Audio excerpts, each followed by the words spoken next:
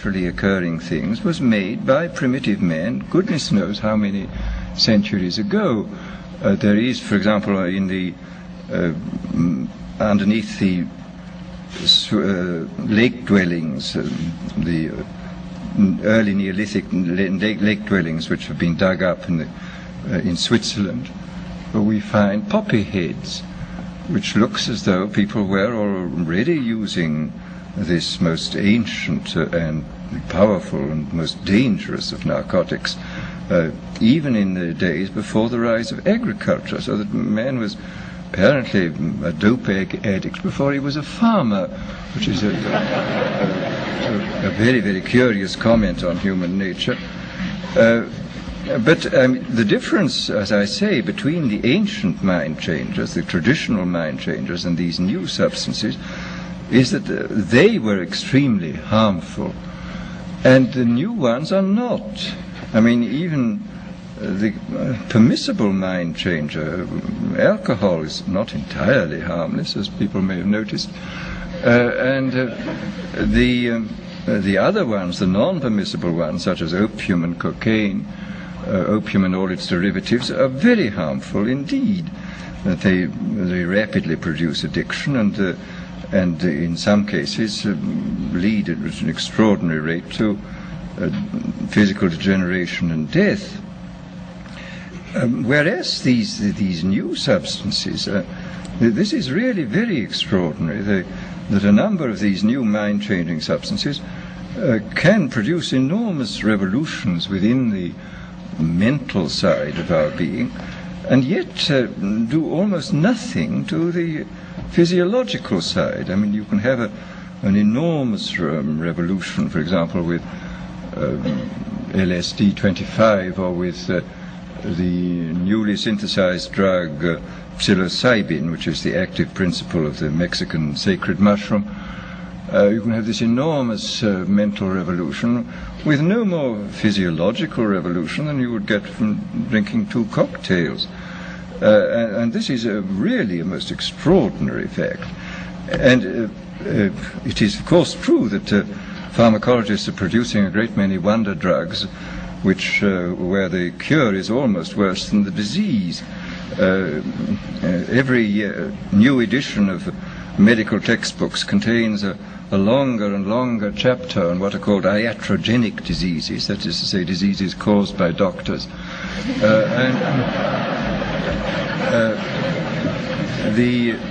And this is quite true, that many of the wonder drugs are extremely dangerous. I mean, they can produce extraordinary effects, and in critical conditions they should certainly be used, but they should be used with the utmost caution.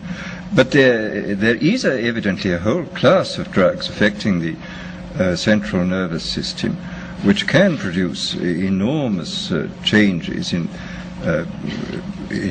sedation, in euphoria, in energizing the whole mental process, without doing any perceptible harm to the body.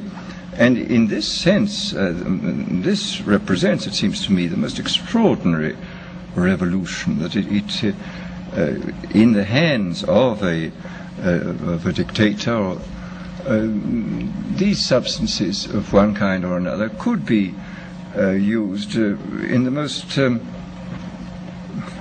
well, with complete, first of all, with complete harmlessness, and the result would be that, I mean, you can imagine a euphoric which would make people thoroughly happy even in the most abominable circumstances. I mean, these things are possible. I mean, this is the extraordinary thing. I mean, after all, this has even been true with the crude oil drugs. I mean, as Houseman years ago remarked apropos of Milton's Paradise Lost, he says, and beer does more than Milton can to justify God's ways to man.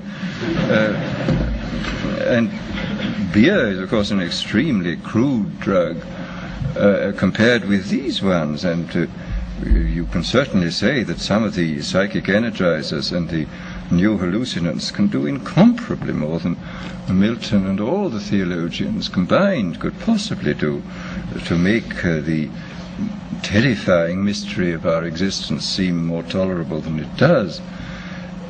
So that here, I think, one has an enormous area in which the ultimate revolution could function very well indeed.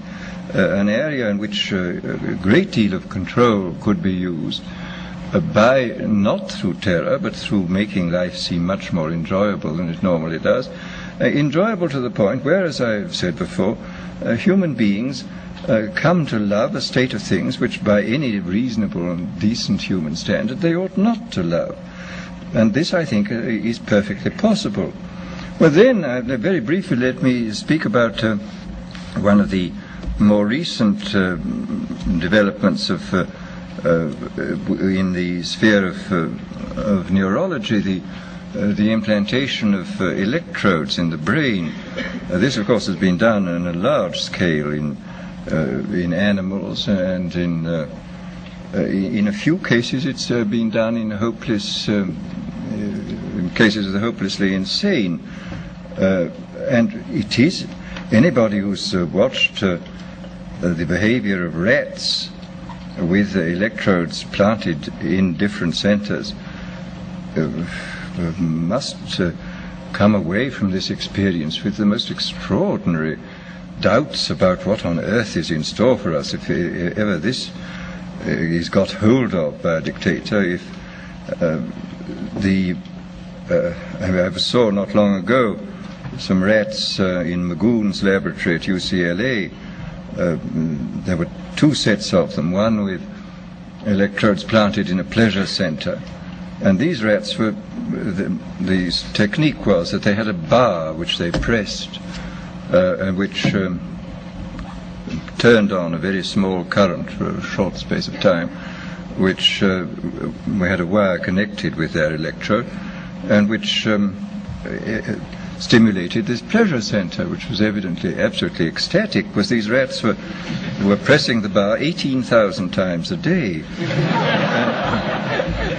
Apparently, if you kept them from pressing the bar for a day, they would press the bar 36,000 times on the following day, and would fall till they fell down in complete exhaustion. And they would neither eat nor be interested in the opposite sex, and would just go on pressing this bar. Then the most extraordinary rats were those where the electrode was planted halfway between a pleasure and a pain center, and where evidently the result was a kind of mixture of the most wonderful ecstasy in being on the rack at the same time. And you would see the rat sort of looking at its bar and sort of saying, to be or not to be, that is the question. And finally would approach and do it, and then it would go back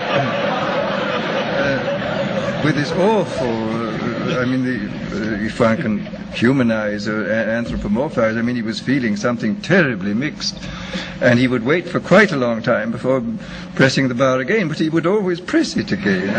This was the extraordinary thing. And I notice in this most recent issue of the Scientific American, there's a very interesting article on electrodes in the brains of chickens, where the technique is very ingenious. You sink into their brains a little socket with a screw on it, and the electrode then is screwed deeper and deeper into the brain stem, and you can test at any moment, according to the depth which goes in fractions of a millimeter, of what you're stimulating. And these creatures are not merely stimulated by wire. They're fitted with a miniaturized radio receiver weighing less than an ounce, which is attached to them, so that they can be communicated with at a distance. They can run about in the barnyard, and you can press the button, and this particular area of the brain to which the electrode's been screwed down to will be stimulated, and you will get these fantastic phenomena that a sleepy chicken will suddenly get up and rush about, or an active chicken will suddenly sit down and go to sleep, or a hen will suddenly start sitting as though it were hatching out an